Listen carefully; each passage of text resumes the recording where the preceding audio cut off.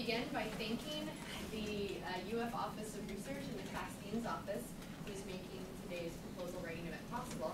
And it's also my great pleasure to introduce all of you to someone we should all know, who is one of the greatest but perhaps unknown resources, particularly in the humanities here at UF, which is Ms. Bess de Farber, who is the library's grants writing, grants manager, among many other things, and also a professional grant writing instructor. So we're delighted that she's been able to take time and the libraries have lent her to us for today.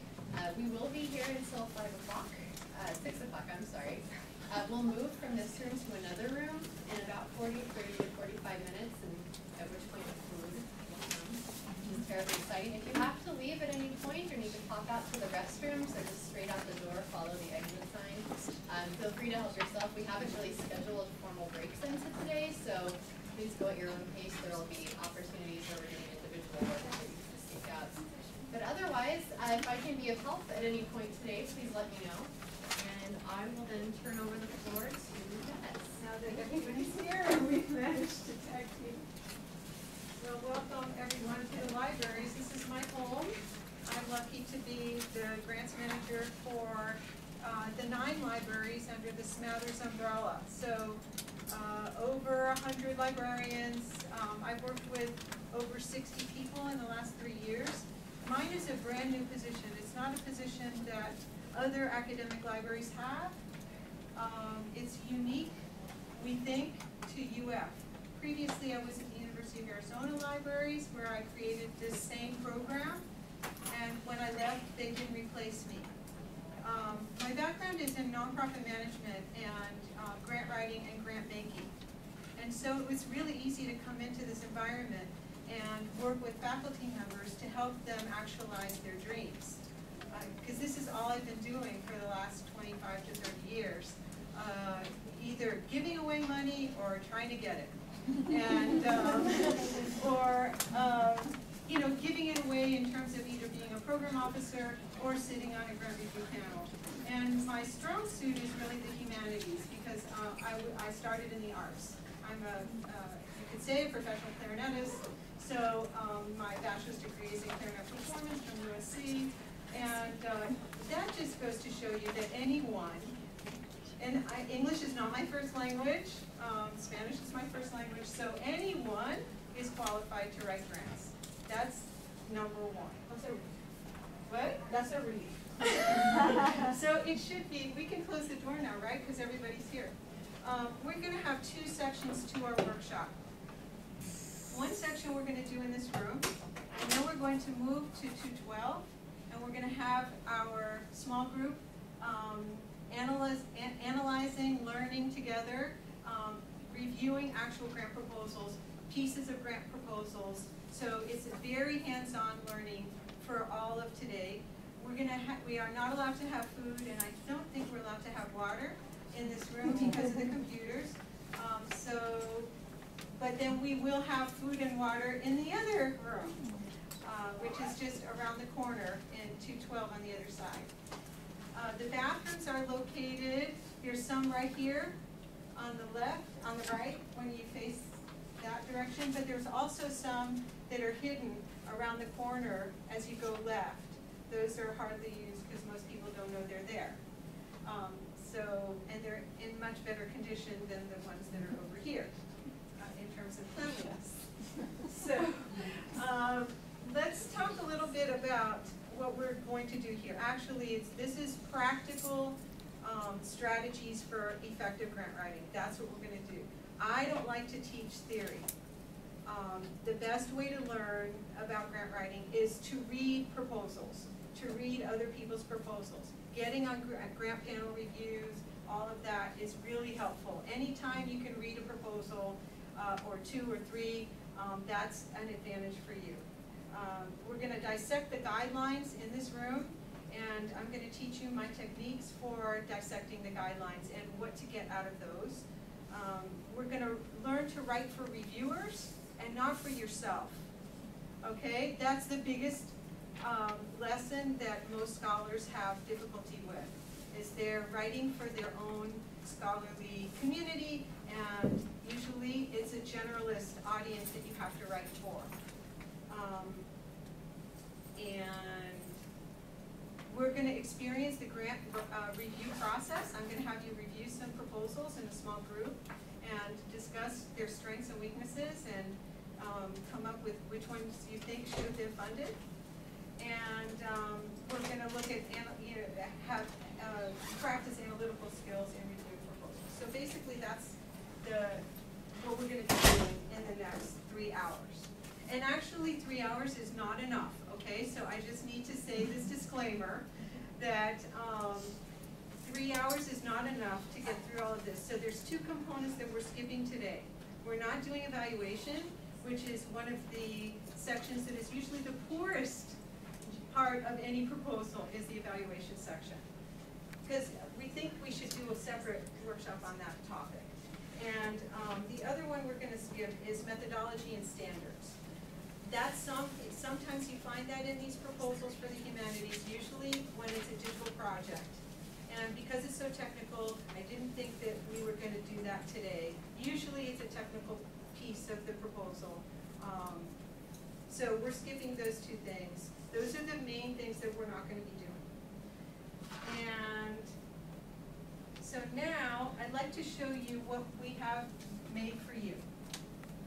We have a present for you. If I can get in. Here we go. Okay, so under using the libraries, I'd like you to actually do this so that you'll remember how to do it, if possible. You're going to click using the libraries, and then you're going to look for grant resources, and you're going to click there. And voila! This is the LibGuide for funding opportunities that I created with my students who work for me. And Kirtana, who's filming, Kirtana Rajan, she's a student in electrical engineering, and she has prepared a new tab called Funding for Humanities. So you're going to click that, and then you're going to see the PDF that this is your gift. Oh, wow. So Thank you. We have annotated and with a table of contents in the front end of this, all of these opportunities that fall under humanities that we think fall under, or that Kirtana thinks that fall under humanities, because I didn't get a chance to edit it because we were so busy trying to get ready for this workshop today. So it includes the arts and social sciences. It doesn't include the hard sciences. It goes on and on and on. You see the number pages are not perfect. That's because we haven't had time to edit. But when you get down here, much further, you will see this is annotated. Okay, so you don't have to go to the actual site, which is the link below. You don't have to go there if it's irrelevant, right? The whole goal of annotating this, describing it in the way that we have, is that we're giving you the key information that you need to discern whether or not you're going to go and look at the link, okay? Save time, because grant writing, grant seeking will suck time out of your life, and you won't want to do it.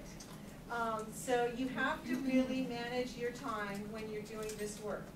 And you only want to do stuff that's effective. So we're going to use this in a moment. But first, also, we have another site that has information that Sophia is going to share with you. We can call it a second gift. Over the summer, the Humanities Center has been developing its grants and resource pages that are down here. The first thing we did is try to say, well, if I wanted a grant at UF and I'm new and I don't know anything about doing that, where would I begin? And so we tried to make a page right here, UF Grant Writing Services, that talks through that process. How do you find something, which includes the resources that Bess has pointed to? How can you be alerted to just receive new funding opportunities? Who can help you find things? Now I found one, what do I do? One of the things that we put together and will be augmenting in the coming weeks is tips, which is basically channeling Bess, which is fantastic. Writing reviewer-friendly proposals, which is channeling our faculty reviewers who participate in our humanities proposal review programs. I get help writing? How can I get feedback? Where can I find collaborators? Who helps me to submit? I have some questions. All things here to familiarize yourself with in one stop, we hope. We have an internal page where we are always adding new opportunities that are available to graduate students and faculty in the humanities at UF. External postdoctoral pages, and we'll ensure that this continues to resonate with what you've done in the library. We've broken it up into what you're looking for funding for. You can see it's everything from documentary work to publication subventions to traditional research grants and residential fellowships. We've done the same thing for graduate students. Please let your students know.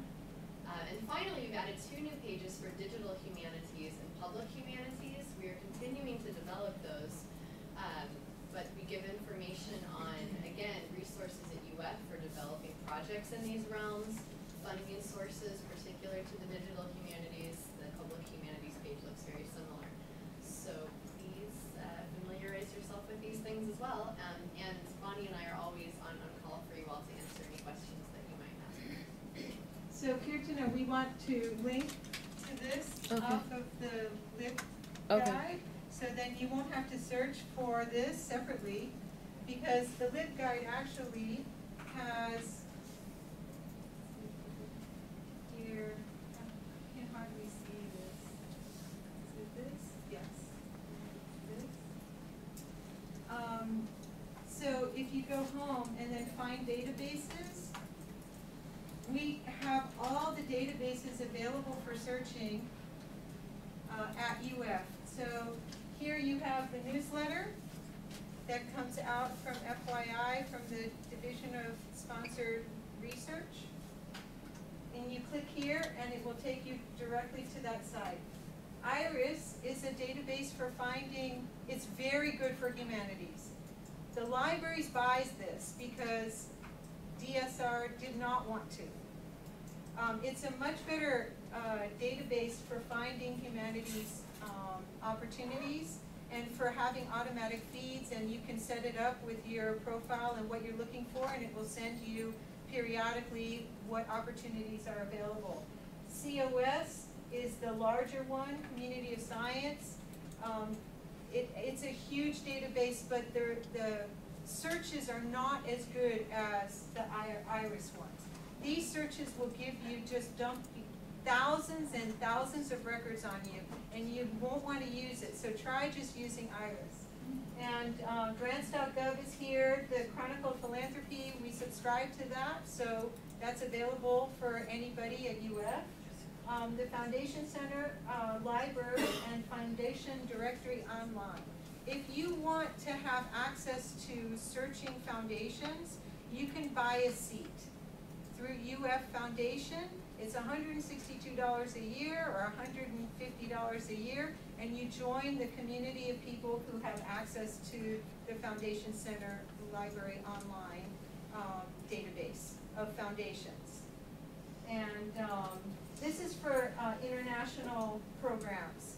IEFA, it's a database for international programs. So what we're trying to do is put everything in one place so you don't have to go to 2 million websites that you can't remember, and make it more streamlined. So for find student funding, if you click on that, you're going to see the same thing that we've done, but for students. Okay, that's all of the opportunities. Students and faculty is kind of mixed together, but it's there's a table of contents. This is funding for libraries, and this is the tab, How to Write Grants, that has all of our videos on how to write specific proposals for specific agencies, including the Fulbright is here. So we are going to put the video from today's session, at least the first half of it, it's going to be here, How to Write Grants, under that tab. Okay? Everybody good so far? Good. And I love it when people talk to me. So, we've gone over finding funding opportunities. There's no shortage of opportunities for you all. It's just trying to figure out how to match that up with your needs. We are not dealing with how to match up opportunities with your needs today. We're skipping that. It would take too much time to explain all of the mechanics of that. But one of the things that you can do to help yourselves is to find the list of awarded projects that that specific sponsor has awarded in the most recent cycle, right? Because if you get that, you can know what it is that they're interested in funding, where they are now. I mean, if the last time you looked at one of those was 10 years ago, then you're out of date, and they're funding new stuff. Also, I wanted to pass out these cards, so if you have questions, and I've got to keep going, then just write your question on the card, and we'll make sure that we get back to you. But yeah, I'll take a quick question. My question is, so if you look at the most recent fundees, I guess, then my question, awardees, so how would you discern between wanting to know that they just funded all of this, so they wouldn't want to fund similar projects, and yet understanding? Yeah, so that's not going to be the case unless they change the guidelines. Okay. So, thematically the thinking, that kind of thinking, and that's really good that you're asking, because the grantsmanship is really a strategic exercise, right? And you accumulate information and learning over time. It is gray, okay? It is not a black and white kind of field. You have to accumulate enough experiences that intuitively you know the answer to this question. So you're never going to come up with the exact same project that was already funded. You know, that's not real life, really. It's customized for your interests, your expertise in your field, and your history of experiences in your field. That's why it will be different. But you will be able to see what is the panel interested in general. So let's do that exercise now. Okay, so you're going to have a choice.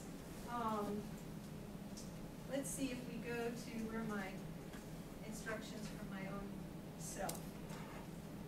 Let's go to NEH. You can just go to NEH grants. Let's see what happens. Actually, no, go to NEH. The homepage. And look at all these choices. So click NEH projects. So this is not obvious, right? It is not obvious that to find grant proposals that were funded in the past, you click NEH projects. But that's the truth.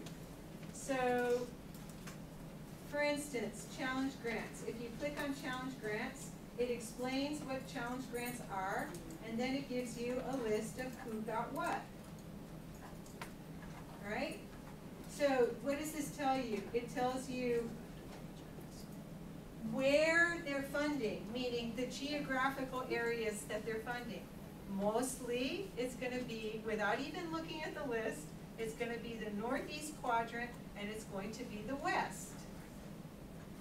So Florida doesn't get a lot of NEH awards. It's the nature of the state's ability to get these awards. We're actually relatively new in terms of academic seeking funding for grants in Florida. I can say this because I've been here a long time and I've worked with lots of organizations, and it's just the case. So this gives you information that is often really hard to find. Then you can look at any of these other ones, and it will give you the list of awards. So reference materials, conferences, paper projects.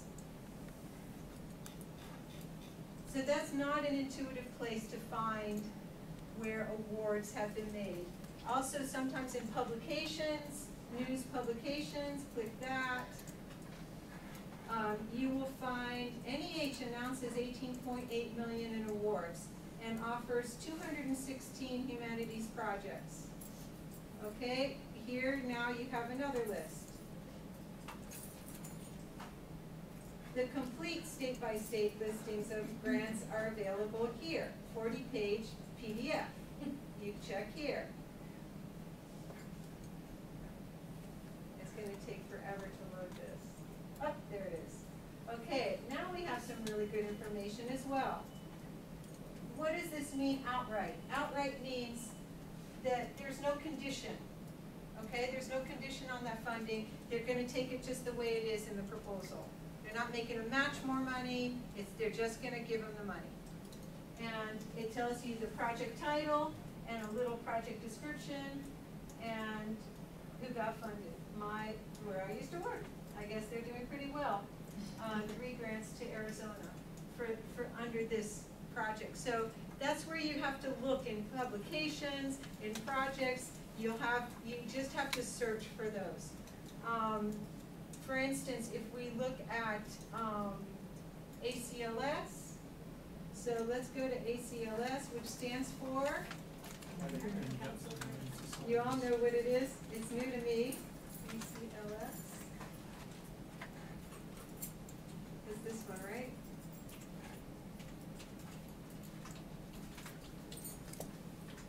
And so, fellowships and grants. So under fellows and research, recent awardees, click there. And now you have the programs and the awards. You can click on ACLS fellowships and click on, I guess, 2010 or whatever year you want to click on. They have a photo and everything. Look at that.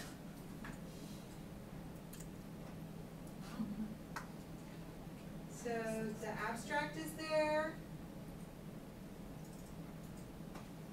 That's the project. The more you read these, the more acclimated you will become, familiar you will become with what they're interested in funding. Right? Make sense? So this is a really big deal. For Mellon, the Mellon Foundation, you actually have to, and is it okay if we skip going to that one? So the Mellon Foundation, you actually have to go to Publications Annual Reports and click there, and it will give you the list of what they funded. And they will explain to you in great detail why they're funding these areas. So generally for government grants, you can find out who was funded and for how much. You can't find out who was declined. For foundations or private money, that's not government money, it's a little more difficult. Some of them reveal who they funded and some of them don't. So don't get disappointed if you can't find the list for all of the funders.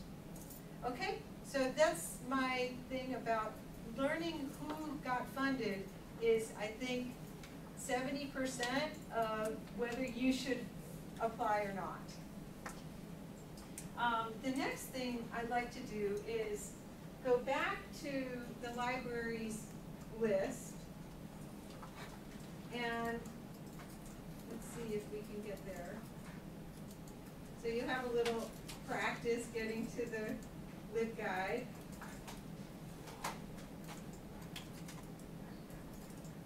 And we're going to click Funding for Humanities. We're going to click the fellowship list. I'd like to teach you how to read guidelines. I'd like to also apologize to anyone who already knows everything I'm saying.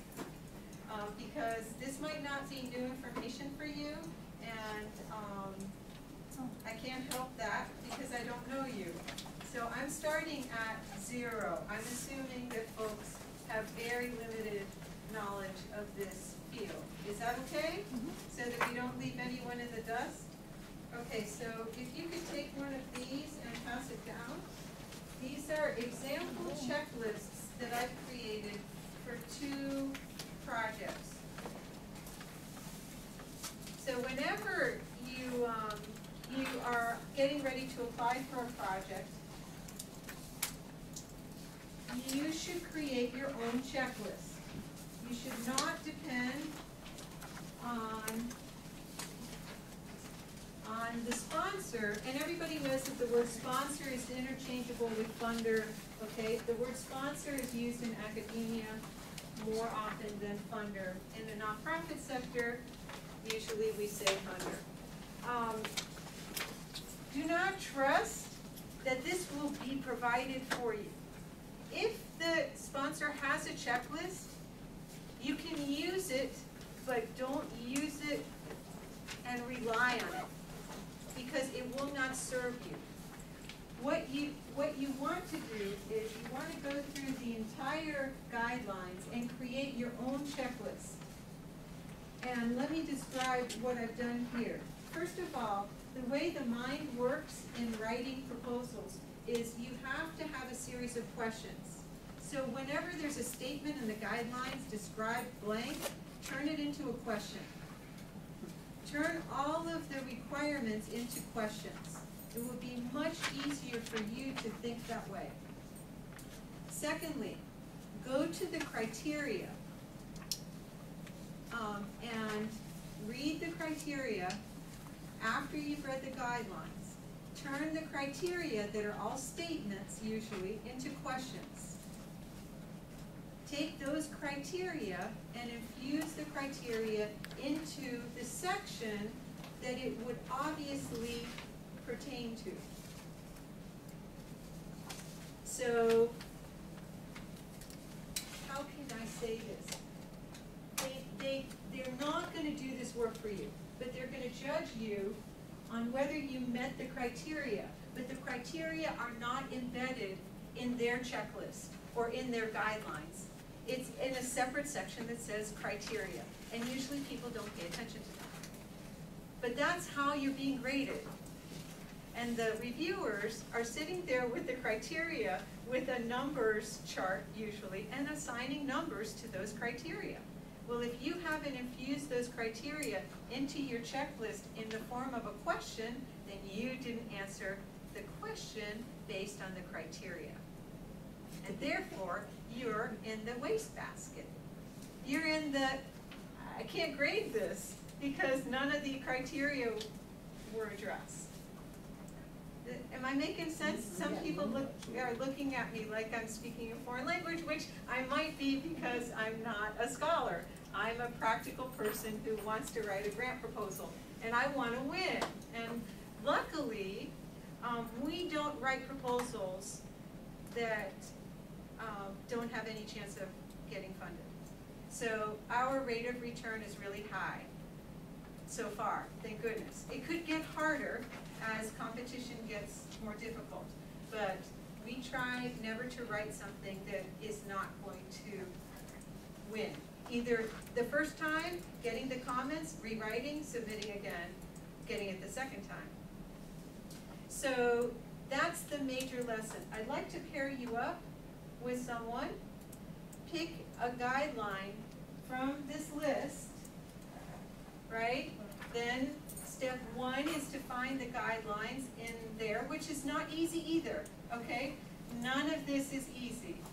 When you go to the site, let's say you go to the NEH site, it's going to be easy. You're going to find the guidelines for that. Then the first thing you're going to try to do is look for the criteria, right? Find where embedded in this 50-page document is the criteria. And then figure out where in your narrative you would answer the criteria that's in there. So the list that I've given you, it's for 2 projects. One is this Lincoln, the Constitution and the Civil War. That's the first one. So we applied for this exhibit, and it's coming here. We're getting it. So it's these giant panels of the history of Lincoln and the Civil War. I'm not sure where they're going to put them, because they don't exactly know how they're going to get into the library, because they're huge. checklist that we used in order to successfully get the funds to be able to bring it here, or to get in line, because there were 3 years of rotating exhibits. You can see that there's no statements in this list. They're all questions. And that's because I'm a lot more successful at answering questions than I am at answering a statement. And these are the questions, you won't find necessarily these questions in the guidelines, but they do address all the criteria. The second one is a Save America's Treasures checklist. The program doesn't exist anymore, sadly, because we don't have enough money in this country to save our treasures.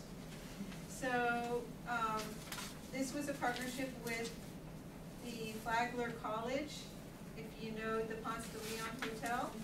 So those blueprints were found in the boiler room in 2004. They could not be unrolled because they were brittle. So they came here and sat in our special collections, and we applied for this grant to unroll them. And Tiffany was the Windows person, and Edison was the electrical person, and famous architects, career in Hastings. So they are really, really important treasures of this country that were in the boiler room. So we're saving them now. They're going to be digital, and they're going to be out. But this is the checklist we used in order to be able to meet the criteria in 5 pages. And I gave you the proposal, actually 4 pages. And I gave you the proposal in today's session. You're going to be able to read about it. Okay, so pair up with someone. Does everyone know what they're going to do?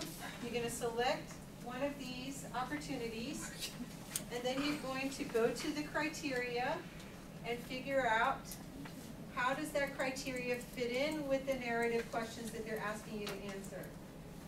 It might be better to do the big ones, like the more famous ones, as opposed to the little tiny ones that are not so well known, like NEH would be a good one to do. You could go to NEH, type in NEH grants, or you could pick one of the ones that are below.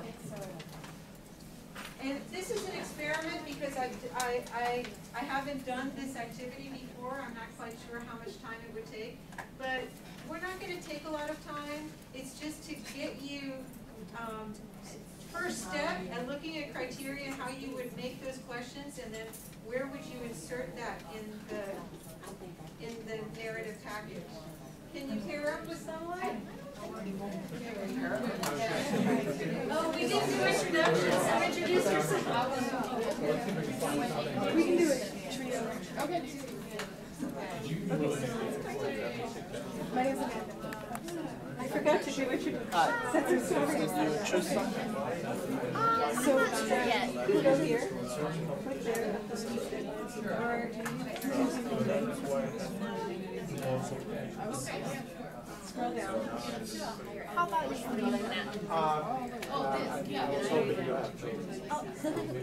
but we can You can just do that one.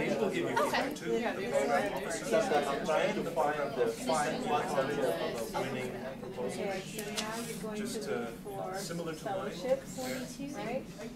Is that, yeah, no, I don't know. Long-term, Humanities long-term fellowship. Yeah, why not? Let's look at it.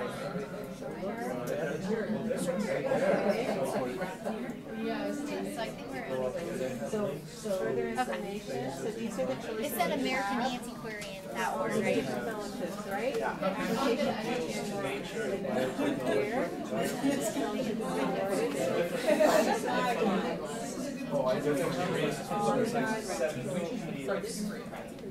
But then they actually said one to me Criteria. very similar. I mean, So we have to find the criteria. I think we have to pick one of these ones specifically. Because it's not a full fellowship. That's just about, oh, so that's not going to be a big one. So National Endowment for Long-Term Fellowship. Oh, like this, society, ANH, ACLS, they want you to be excellent. They are selected. They just want you to present the application cover sheet.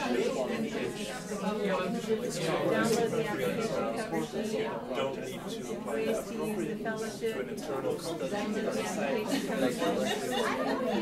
Now we have to different business questions. Okay, so here's your guidelines. Yeah. Well, this is what you need in order to be able to start. And now we need to see if we can find some criteria for how to evaluate it. That was the first question. Criteria for how to evaluate. So what I know if you are qualified to do the job, what are your qualifications? I think that, I mean, I know this organization, They don't give you criteria. there's not. There's not. There's not really exclusive criteria there is when there is for the government grant. I mean, you need to demonstrate that you use So their usually what you collection have to say and is the that specific I'm references extensive and work on materials related that they topic hold that you'll be researching in. Let's try with the It's robust. What department are you in? Finance. Okay. Here are the Fine arts. guidelines. Yeah. Okay. I'm in languages, literatures, and cultures.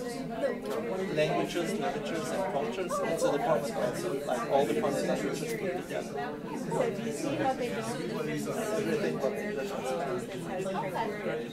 So you have to So that's the first criteria. I guess I'm not really sure what you mean by criteria. That seems to mean something specific in your mind. And criteria is how they judge why Yes. and you can't be on a grant panel and not have any criteria. So they have to tell you how they're going to evaluate it. Some of them tell you, and some of them don't. well, I But if think they tell you, then you should use that information How is for it your going to advance benefit. the field? And most people don't do that. And so that's different from guidelines. It's in the guidelines. It's usually in the guidelines. So it's looking for it. So basically this is like, so that's why I should do. How am I going to fit myself in Why is this important? Here it is. This is exactly that.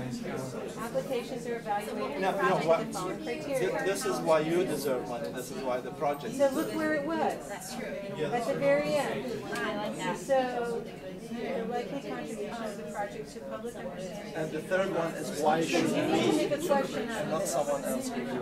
what is how does this, yes, how does this communicate Yes. to So public why did you, how is that Then you relevant have to to us? Why decide should where we you're use going the money? to answer that question. You are important, the project was important, but why So we? you have to look at these, and then you go back up to the narrative question. Why should you And care? say, okay, Why I'm going to should answer we this care? question in this section. That's compared, for instance, to Does that some make other. sense? So most of the proposals that we write, this is a we good can find exercise. criteria for evaluation. could also go with this. And that's why our proposals are successful, because we're writing to this, not just What I'm thinking of here is what we think is the best thing to answer. Including what's, so then you would say, what's the significance of this subject original, but also kind and of standing the out somehow. humanities ideas that we're presenting. So what's your That would be another question. What's the quality and relevance of the humanities scholarship, and how does it inform the project? So you've got 5 or 6 questions in this one But they're thing. different. You can put answers in different So what would be a aspects of the project? narrative. Let me go see if anybody else. Some typical project that was funded in the past. As I found it at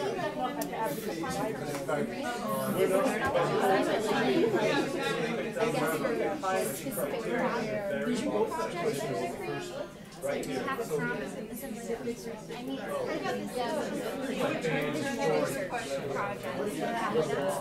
So eventually it's something that makes a bit.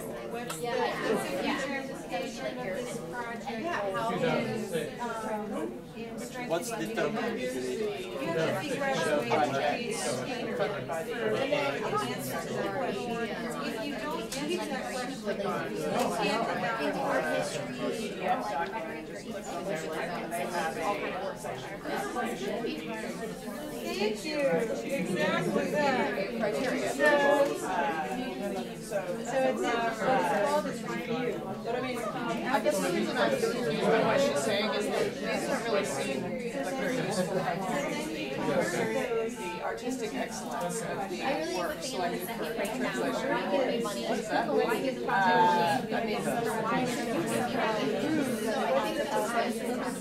Well, that seems really difficult to prove since that is really subjective. I mean, that's a third question.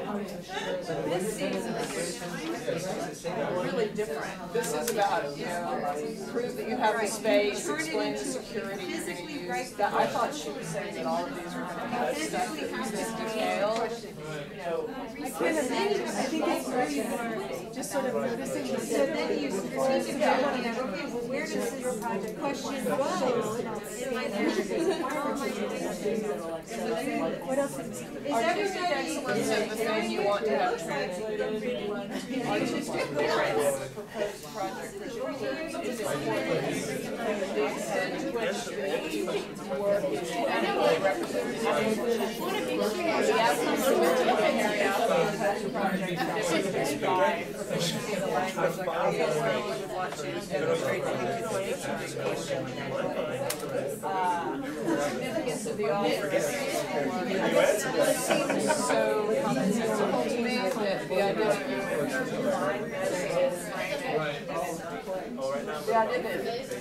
you would need to think about silly. But you know what? This is a period of all we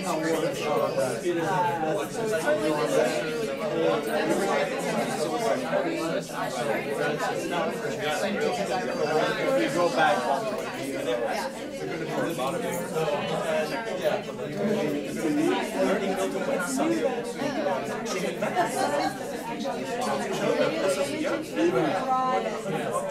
It's not specific, like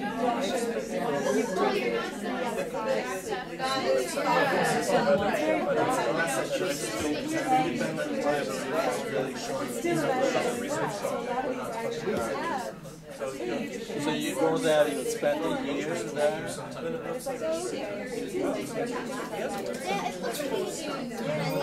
Short-term ones too, though. Yeah. So maybe for like finishing type studies, it would be like for a summer.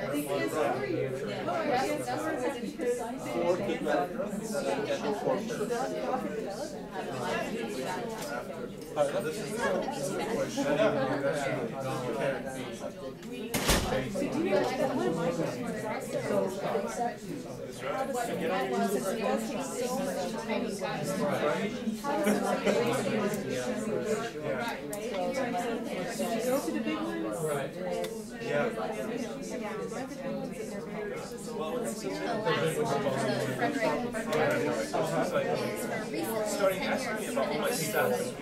Why is it so important about why do you think it's so important about dissection? Someone that invented You can also do some work here. There are small, like that. because if you're on the degree, master, where's the award? They don't understand. PhD.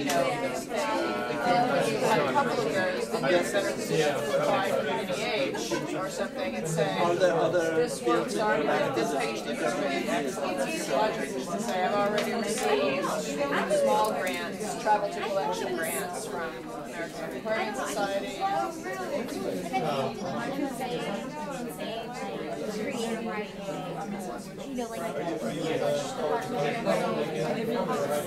Yes, I've heard of that. Yeah. Actually, know someone.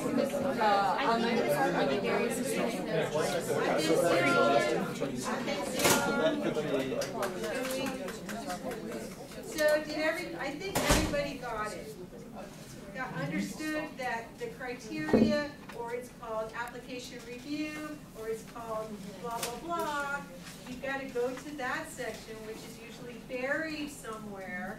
You click multiple places and voila, okay, here's their plan. Because this group over here went to the Smithsonian, and you have to go to their strategic plan. So you go to their strategic plan and you see, okay, so what are the priorities for the Smithsonian? Broader access, revitalizing education. Then you create a question. How does my proposal revitalize education? How does my proposal broaden access? Then the reviewer can evaluate it. And they're so happy when you say, my proposal, revitalizes education by blah, blah, blah, blah, blah, blah, blah, blah, blah. Oh, and they're like, there it is!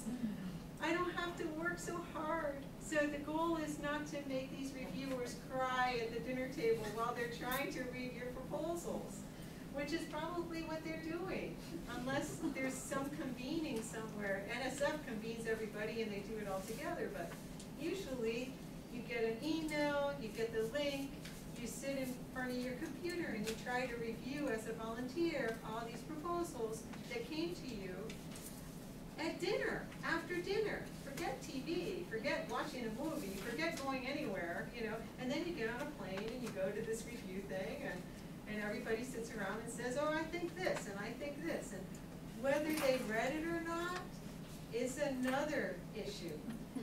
Whether they have their favorite institutions is another issue. But you try to be strategic in applying for the things that you have the greatest ability to be successful. And that means knowledge of who went before you, knowledge of how to do the criteria in your proposal, addressing that, and seeing if your budget is feasible. Is your budget feasible? We are going to, the way that, and we're going to move to the other room, but the way that we do our work here is, the first thing we do is when we find a source and we have a match and we have a project, the next thing that I do is we start with the timeline. And that's how we're going to start in the other room. Everything we're going to do today is in the order in which I do it, and the order in which I teach people to do it. The checklist that you have in front of you is not the order in which I do any of my work. It's just organizing it in the order in which it must appear in the packet. Okay? It must appear in this order so that I don't forget anything. This is my Bible when I'm working on a project. And then after I'm ready, I have my checklist. Step 1, do the timeline. Step 2, take the timeline and do the budget. If these two things don't make sense, stop. Do not pass go, do not collect $200, and don't go to jail. Because what happens is people start writing before they even know that whether they have a project that's feasible. So can you imagine, I work with all these people in the library, and let's say everybody's writing me, hey Bess, I want to apply for this, hey Bess, I want to apply for that. And I say, okay, go ahead, let's do the checklist and start writing. How many people would want to do this work if they wrote and they failed, and then they wrote and they failed, and they wrote and they failed, and they look at me and like, who is she, and like, what is her job, My job is to prevent pain and suffering in the libraries. I'm like the therapist, okay? So they come to me, we figure out, how painful is this going to be to do this? Is it worth it? Does the timeline, the visualization of the mental movement of this project, it looks like it fits. It looks like it's got legs. It looks like it's got multiple winners. It looks really great. Let's figure out what it costs to do this movie, this timeline. We put that into numbers. I work with an accountant. 25% of her time is my time for me, And we cost it out. We do the cost share, what we're contributing, and what we need to make this fly, right? And then we say, is this feasible? And I get to say yes or no. And I have said no. And everybody at the table ends up agreeing with me that it's a no. No matter how badly they want to do it, it's only going to be more pain and suffering for more months than if we stop it now.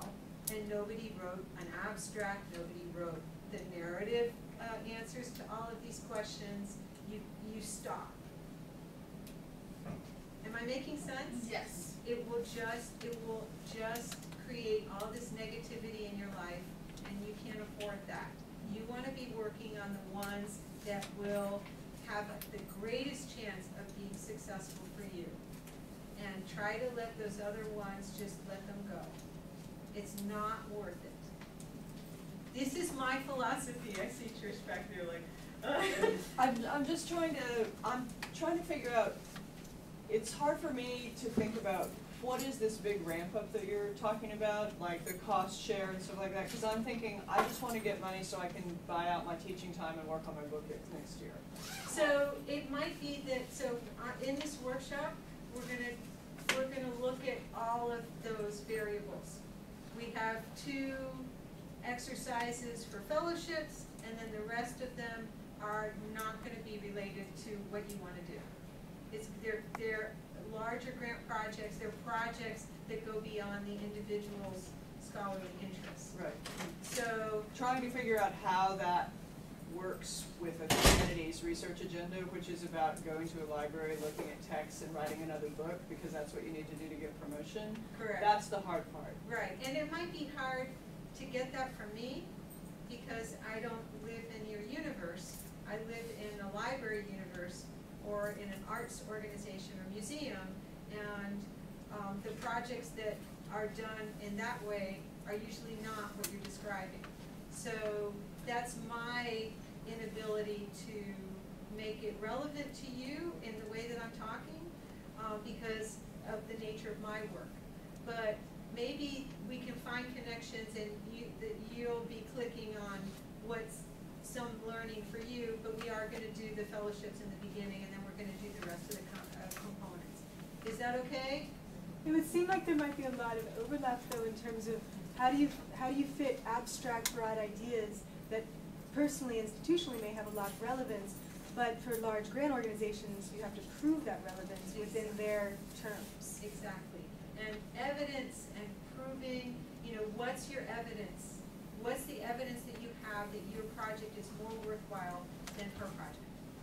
And that's the holy grail, evidence. And that's what's hard in the library world too. So right now we're trying to find evidence of small museums going out of business due to the economy, and writing a proposal that would fund accessioning all of these materials from the Panama Canal Museum in Seminole that is going under as of June, and we're getting all their stuff. And we have to prove that small museums are going out of business, and that we have a model for putting all that stuff in academic libraries, which is nothing to do with a scholar who's going to be writing a book. But perhaps in answer to Tricia's question, hopefully that form that the class dean's office has now, in terms of the relevance of cost and stuff, is to make sure that the college will actually support your application for this before you go through this whole process, to make sure that they're going to match the rest of your salary. Right. I mean, financially, at least, it's a different scale, of course, than what you're talking about. Is this financially feasible? But at least, hopefully, that form will facilitate this process, so you don't go through the agony of applying for this and then finding out. Oh yeah, you can't have next year off anyway. Yeah, exactly. No, I think the thing that's difficult for me, and I don't mean to make this workshop all about me and my problems, but is that as someone trained to think about producing articles and producing books, and someone whose tenure depends on producing articles and producing books, trying to move into the more broad-based project model where you get grants that involve funding graduate students and recouping overhead costs and doing things, it's hard to imagine how my research interests can be turned into projects as opposed to publications. And that's an excellent question. And we did that here with our problem with plagiarism at UF. We did that. We figured out how we could make a project out of teaching plagiarism, and we got the funding for it from NSF. And we're the only ones in the country making an electronic game to prevent plagiarism. So we're going to go next door. if you can turn your computers off and sign off. I'm about a half an hour behind, so that's just the nature of the workshop, and we're going to all be forgiving and do as much as we can. Don't Right? turn off the log off. Glenn, I just realized who you were. I'm sorry. So, let's say I did my checklist, right? I got my criteria, I'm ready to go. I got my team of people that I'm going to be working with. The first thing we're going to do is make the timeline, right? So, what I'm showing you are 3 examples of different ways that you can make a timeline. And it all depends on the kind of project that you're doing with regard to what kind of format you need to use in order to communicate the time frame and the activities that you're going to be completing. So the first one, actually this is in different colors, you know, but in different grayscales, but it didn't copy that way, which is fine because it just helps you differentiate. But it shows that we actually know exactly what we're doing. This is a Gantt style chart that shows you the time frame over here and the activities here and when we're doing those activities. Very simple to read. You actually know what we're doing. The title is on the top. We tend to always put the title and the name of the applicant on all the pages because the reviewer is eating dinner and they're going to get up and go to the bathroom. And when they come back, they need to know where they were and who they were reading about, right? Okay, so we're just helping them. So you can see this is just in the order in which, and so when we figured out the order, then we put this in this style. Yes? So do you make that as part of the appendix, or do you? No, this is actually part of the required. It's in the checklist. It's one of the first things we do. I just wonder, so on the proposals that only allow you, say, 4 or 5 pages and request a timeline, this seems like a lot of space to dedicate. Correct. So this one is actually 10 pages, and that you're allowed to submit. So it all depends on the amount of space that you have. Is also another factor that will determine how much you can give them in terms of information about your timeline. And you can sometimes include it as an appendix item. For instance, we have a proposal that you're going to see some of the elements of. It's to create a digital lab in St. Augustine at the government house because all that stuff is deteriorating in this room in filing cabinets and rolled up stuff that's really important to international history, right? And there wasn't room for more than a narrative work plan. So we put the narrative work plan, then we attached in the appendix a Gantt chart that could be seen and so that you could see all the details. Let's go to the next one. I guess I just have a more general question as Sure. a humanities person. I know that a colleague and I tried to apply for one of these large grants, and there was no infrastructure. So when we got to the point of trying to do this, there was no one to provide support for doing it, so we gave up. In other words, we had written a narrative, but we couldn't find anybody to help us do this. I mean, is the library prepared to help people do this? If there's a component within, I think I can say yes. If there's absolutely yes, if there's a library component, I am available to help. And I think that in general, I think that I can say yes unless there's a time constraint and I'm unable to do it. So I would say yes, that I would help you figure out. But if there's not a library component, then where I'm do we saying go to? that there's no place to go. Right. So I would say yes if I'm able to do it. The Are you the Office of only- Sponsored Research won't help us? It's not going to do what we're doing here. Yeah. No. That's what I thought. No. So let's keep going, Bonnie. And I'm like a social worker. My mom was a social worker. And, you know, I just can't help myself. Do you know how to do it? I'm on the page, I was trying to make it. Oh, but did you see it says system? Did you press it off? Almost, we're getting there. Well, Okay. because it feels like if it's not funded, time is of the essence. You know, the rodents are coming, you know. Exactly. The problem is we could not unroll. Followed by the zombies. Hey, the zombies came from the library. You know? That was a award-winning educational experience. They're winning all kinds of awards for that. Okay, so this is 2 pages of a dissemination plan. Dissemination plans are also where people are very, very weak. They don't know how to use the library. We have an institutional repository that I'm going to show you right now so that we don't forget. Okay, are you filming here? You got it? Yeah. Okay, so on the home page of the libraries, you go to Libraries and Collections.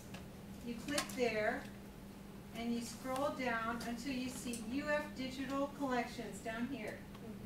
You click there, and these are all the digital collections that we have.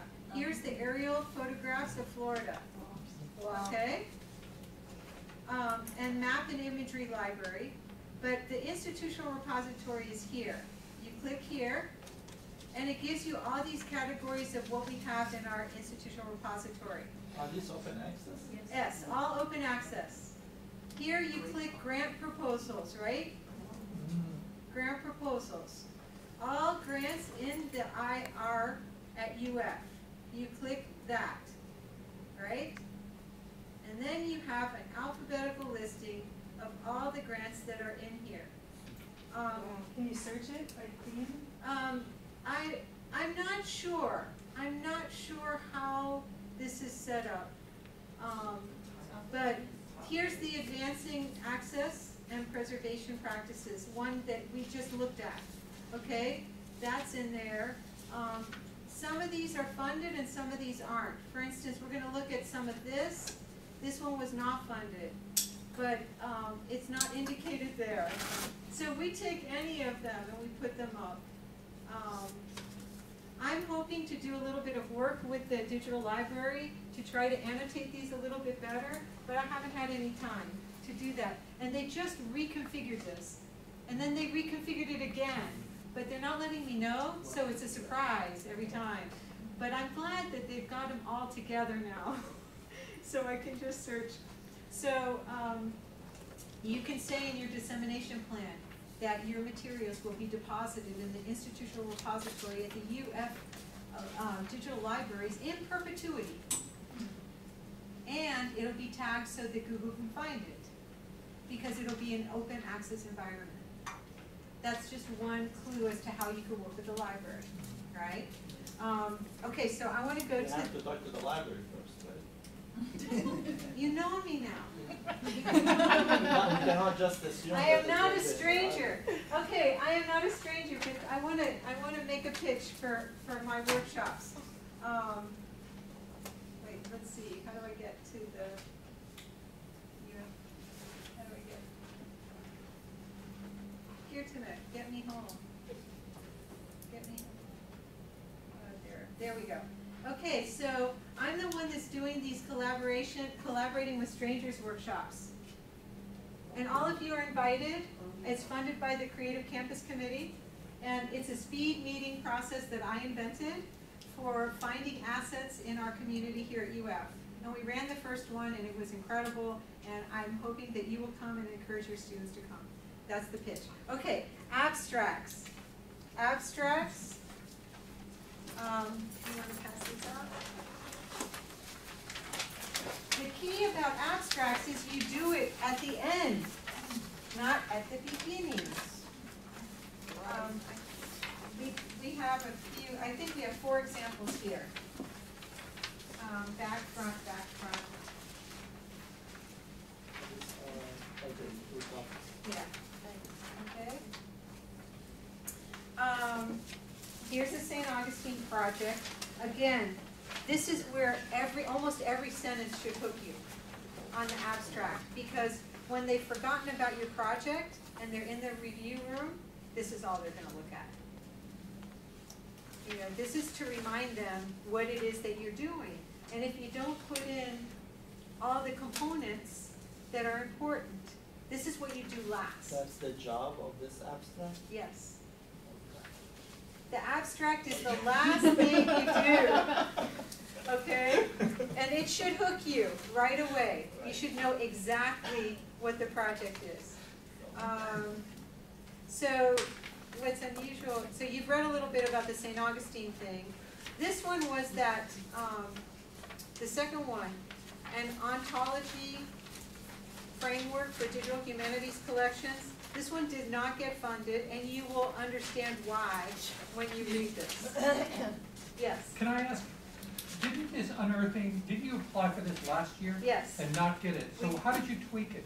We talked to the program officer, and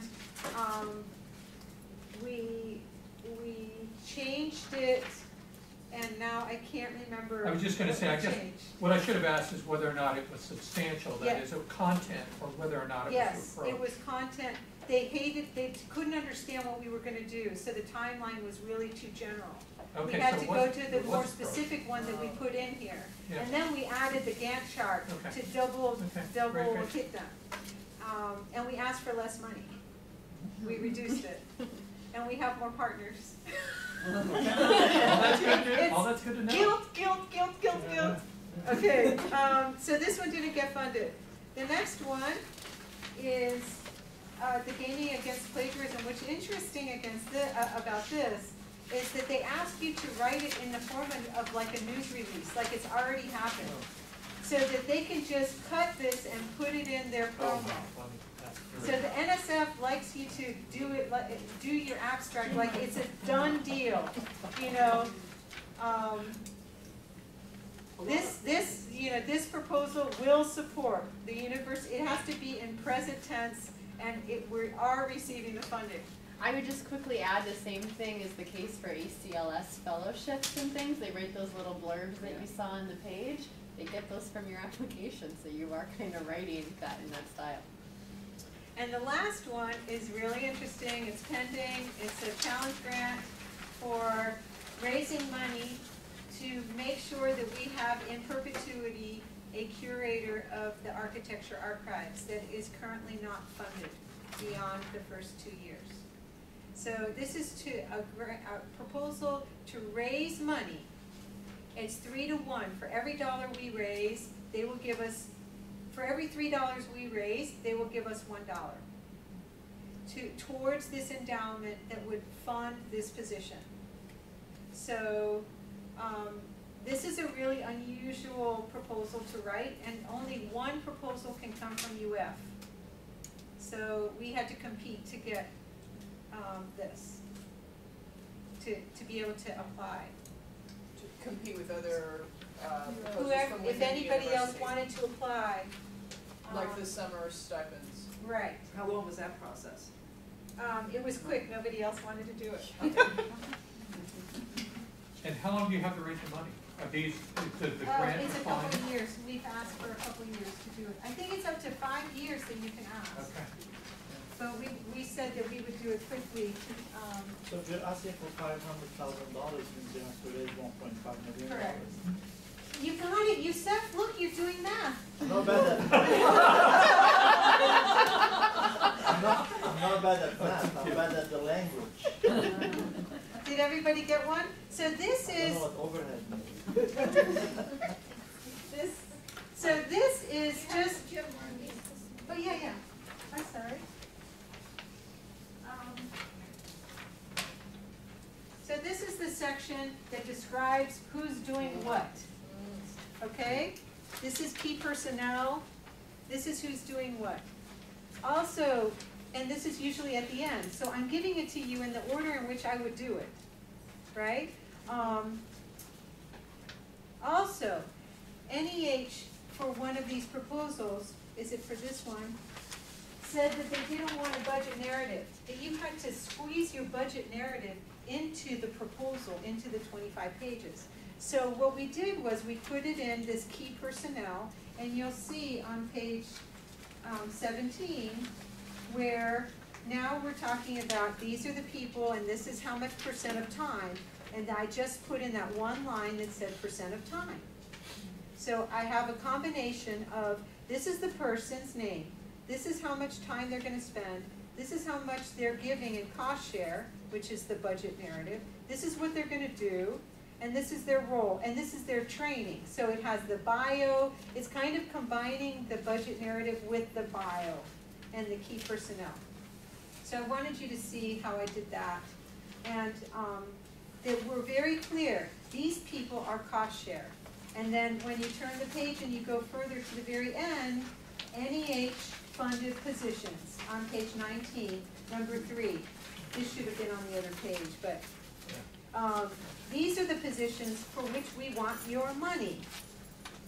Position 1, position 2, position 3. It has the name of the position and to be determined. So we don't have a resume, but we can put what exactly that person is going to be doing. If someone is 0.20 FTE, that means the project will pay them 0.20 FTE and the salary would go less 0.20 by University of Florida? No, so these are the positions we're asking for funding. Not the last page. Okay, but these are the positions that we're asking for funding for. Only these. All the rest of them is contributed matched. What we're contributing. A percentage of this guy, a percentage of this person, or this person. So the this university person. is willing to put in that much work Yes. for these people? Yes, so we can get the project money to do the project with these people. Okay. And it's usually temporary people. Okay, we're almost done. This is the last one. I wanted to give you some examples of table of contents and profiles. Profiles of the university humanities that we went through hell to try to put this together. But here's an example of a table of contents for that NEH proposal that you see up there. This is for the challenge grant that we just submitted. We should hear in March. So you can see how we've done the page numbers and the sections are all there so that in the narrative that we've broken out the narrative so that the reviewers can see what page these are on so that they can then evaluate it much easier than having to search for it. Same thing that Tricia said, Trish said, just piece everything out so that they know where to find it. And then you see the list of all of our appendices. So we can reveal what's in the proposal without having them turn 1,000,000 pages. They can see a lot just by looking at the table of contents. The second page is just an example of some appendices, or you know, what's in the appendices of this one proposal. And I want to point out that there's a difference between letters of support and letters of commitment. Those are two different things. And when somebody commits to do something, they're supporting you, but more importantly, they're committed to doing something for your project. A letter of support is not as strong as a letter of commitment. The more letters of commitment that you have, the stronger your proposal. The next page. Should the letter of commitment say, we will give X Yes. server space? Yes. You know, we will dedicate these resources. We will complete these activities. We will provide travel funding for the people that are in our organization.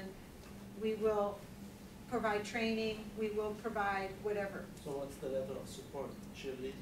The letter of support should say why this project is important to complete. So it's like in a letter terms of for scholars, for the universe. Like a recommendation letter more. Correct. But it should answer the question, always answer the question, why is this project important? Okay. And you should just let them answer it. Say, please write me a letter of support. Could you answer these questions? In your letter, answer why this project is important. What benefits do you think will be resulting from this project? Help them, but don't write it for them. Who the population is that Yes. we serve. Okay, and then this is an example of the institutional profile that we had to agonize over to create for our challenge grant application. Don't write it for them because it's unethical or because? Don't write it for them because they can tell that you've written it for them. Because then they'll all be the same. That's true. And then it's just like. That was a stupid question. Okay. So I just wanted to give you this. So this is the library's fact sheet. It took us 80 hours of work to prepare these 2 pages. 80 hours of work. And a lot of it is guessing, but we were required to do it in order to apply. And nobody on campus has this information. Wow, congratulations. Is this available in the library webpage somewhere? Yes, in this proposal, building, stewardship, and access, go to the institutional repository, look up that one, and it'll be there. And you can have it, and you can use it. Hopefully, it's enough correct information. But it was not easy. I mean, define humanities at UF. Define ticket costs for humanities events at UF. Define how many people go to humanities activities at UF. Good luck. A lot wouldn't work, huh? It was A lot. It was 80 hours of work from my student who had to go fishing. We talked to everybody on campus. Nobody has this data. And I will apologize if you read something that makes no sense whatsoever in it, because we just did the best we could. We took all the facilities on campus and determined which ones were humanities and determined how many square feet were in those buildings that were humanities related. She was a computer engineer, so I was in good shape, but it was tough. So we have now flown through all of the documents that I wanted to share with you that give you examples. Yes, Amanda? So I've noticed that throughout a lot of these, there's bolds, underlining, not so much italic, and parenthetical information. Only italics when it's a title. Okay. And in hers, it was also, there's all caps. So obviously then I'm noticing that these are different fashions of being able to let the reader skim and capture information from chunks more quickly. Exactly. And do you have suggestion? Because sometimes sometimes I attempt to do that, and then I think that it's not quite as professional, so then I take it away. That's the problem, because you're a scholar, and you have to. We have some tips on the site that also Sophia can send you. That writing for writing a scholarly document is very different than writing a grant proposal. A grant proposal's intent is to say, invest in me, invest in this project. I know you don't have enough time to read every word. I'm going to help you to understand my project to the best of my ability in the shortest amount of time and effort possible. And whatever it takes to do that, you should do it without feeling self-conscious. Because I'm not a scholar, I don't have any of those filters happening for me. So for me, it's like, tell me what the project is, and I can tell you whether I think it's a good project or not. The number of people that will benefit from this, the number of partners, their constituents, the number of different types of benefits that come out of your project, that's what hooks people. It's like, wow, wow, wow, oh my gosh, we've got to fund this. That's what you're trying to create for the reader. And you do it cumulatively throughout the proposal in ways that says to the reviewer, I care about you, I care about your time, I cared enough to send the very best. What is that? Nestle's chocolate or something. I don't know. That's what you want them to feel, is that you want them to feel that you took care of them and their needs. They don't have a style sheet anyway, so it's not like you're sending it to a journal, for instance. It's completely different. Yeah. You're selling an idea, some concepts that will happen sometime in the future, and if you can show the multiple beneficiaries and the efficiency of your process and the amount of competence you have in doing this work through your language, through the bolding, through the taking risks. On one of them, did you see the one, the abstract, that I said, why, wait, it's at the bottom. Why UF? Why now? Why architecture? That was my thing. I mean, a scholar's not going to do that. That's just so tacky. It's kind of like, but good questions. Now I'm saying, okay, so I get to, it's kind of like brainwashing. I'm brainwashing the reviewer to think these questions, and then I'm going to answer why. So I'm creating a container in that person's mind, and now I'm going to fill it, and they won't forget it. So when they're reviewing all the other proposals, they might say, so why St. Louis? And why, you know, so now they're going to start asking those, why now? You know? Okay, so there's a little bit of that going on. And, you know, I've had so many weird experiences in my life, I know how to kind of be manipulative. And so I'm really manipulating them in a way that... Where I come from, you're the type of person who can sell people fish before you catch it. This fish will be great when I catch it, you can buy it and then they pay you to. you know, it's a weird profession I'm in, yeah. Another question is I'm noticing that it seems, at least in these proposals, that the more partners that you have, the more contributions that you're offering as part of the institution is also very different than at least a lot of the grants that I'm looking at, which can be much more, or at least my background has been much more individually focused.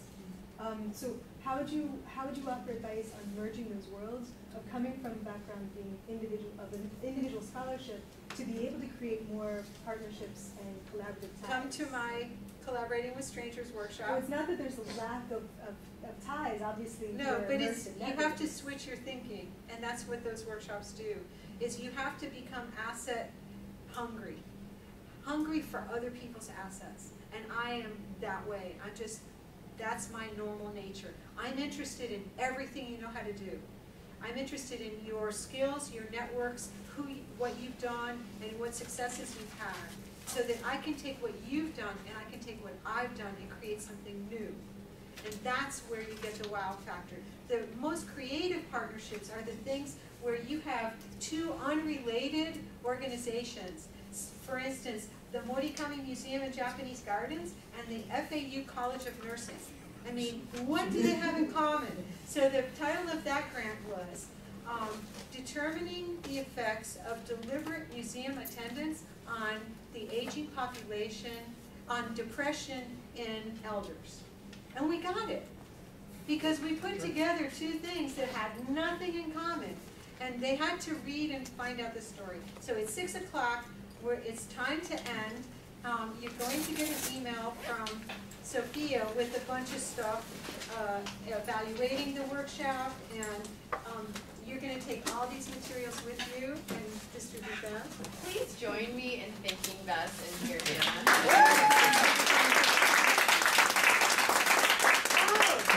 Wait, I have to do my pitch about my concert. So are my cards here? I'm doing a concert at the Civic Media Center on November 19th, and I had my promo cards with me, of course, somewhere. But we can send the PDF. It's the story of my parents' immigration to this country for clarinet, stories, and multimedia. It's about 55 minutes long. And it's on Saturday, November 19th at the Civic Media Center at 7:30. And if you'd like to come and hear about my life experiences as a child living with immigrants from Argentina and Poland, you might laugh a bit and or cry. And so I'm hoping to see some of you there. And I'll send. Sophia has the PDF. I'll append it to my email. I also wanted to let you all know that we're running another proposal review program in the Humanities over the winter break. There's a half sheet of paper there with information about that. You send us a full draft proposal minus letters of support. We send it out to 3 of our faculty colleagues with experience reviewing at the national level. They give you feedback, you revise, and submit a perfected grant. I used that, it was great. And you can use it again if you've already done it. We will have to prioritize folks who haven't used it again if we filled the gaps, but don't let that stop you right now. Thank you again. Please look for an email from me soon. And also a plug for our next event on Monday. Emily Ackler from NYU is coming to talk about untranslatability and comparative literature and basically graduate training in the future of graduate training in languages in higher education. So I know LLC is the right community for that. Thank you all. And thank you again, Bess. Thank you.